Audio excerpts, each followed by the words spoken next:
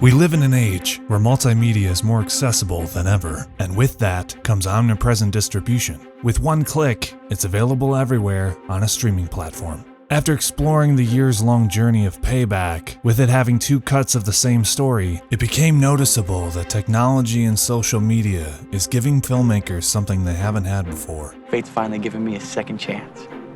Justice League has become a watershed moment for the status quo of filmmaking. There was a big enough audience outcry to get such a large budgeted film back into post-production for Zack Snyder's cut. You really started something.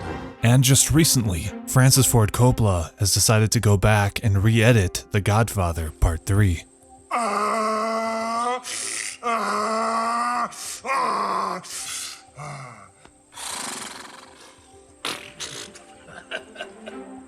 Even the greats need second chances sometimes. A precursor to all of this was during the early 2000s, when there came a cheap marketing trend where the studio would release the theatrical cut and then in the same instance, put out an unrated version, usually implying more sexual content. Part of the reason for this is that DVDs and home media were now making up for 60% of a studio's revenue, clearly outweighing the theatrical performances in most cases. These releases were only a marketing ploy to amass a wider net in profit, and the unrated or uncut editions were only extended by a scene of a few seconds, usually of violence or nudity, or inserted a couple deleted scenes. But these would ultimately not be enough to change the tone or recontextualize the rest of the story.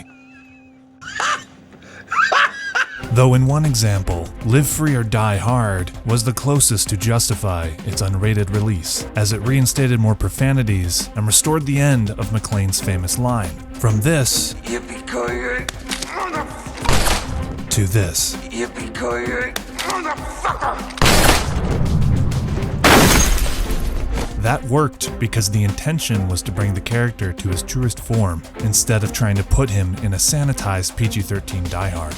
And before all that, we had George Lucas's almost OCD tampering of his Star Wars saga, but these were mostly aesthetic adjustments, the one exception being the much controversial Who Shot First scene.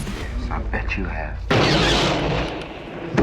If Star Wars is to be updated with new additions or adjustments, take the original version of the lightsaber fight between Darth Vader and Obi-Wan. Bring it to a level that is to be expected. Now I am the master.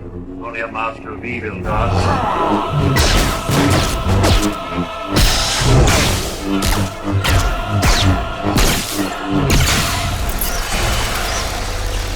So what movies would even need to be re-edited? After doing the Cinethesis on Michael Bay's The Island, the emphasis was the glimpsing into the window of a worthier version, without the disjointed injection of massive action sequences and a mostly thoughtful science fiction allegory. One question comes up: could Michael Bay ever go back into the editing room and make the version of The Island it deserves? Genius. One of three scenarios has to occur for any movie.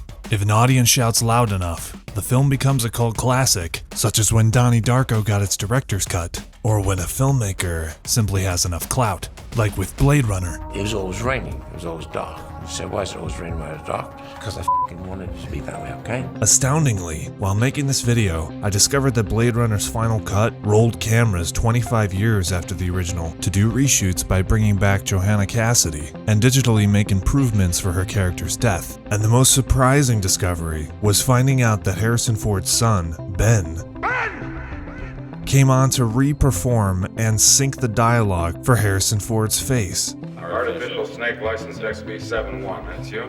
They accomplished the goal of keeping the viewer invested in the story, rather than to be pulled out by looking at the face of the stunt performer or Ford's mismatched dialogue. These efforts were done with love and dedication, and on top of it all, they brilliantly pulled it off. With more filmmakers stepping back into the editing room, maybe Shane Black can release his cut of The Predator, or Josh Trank's Fantastic Four, Joel Schumacher's 3-hour cut of Batman Forever, or John Woo's version of Mission Impossible 2. There's an old adage said by Leonardo da Vinci that art is never finished, only abandoned.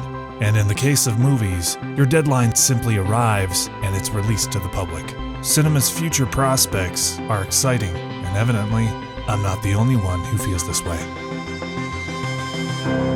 If you like this video, please consider subscribing and sharing so that more content can be made.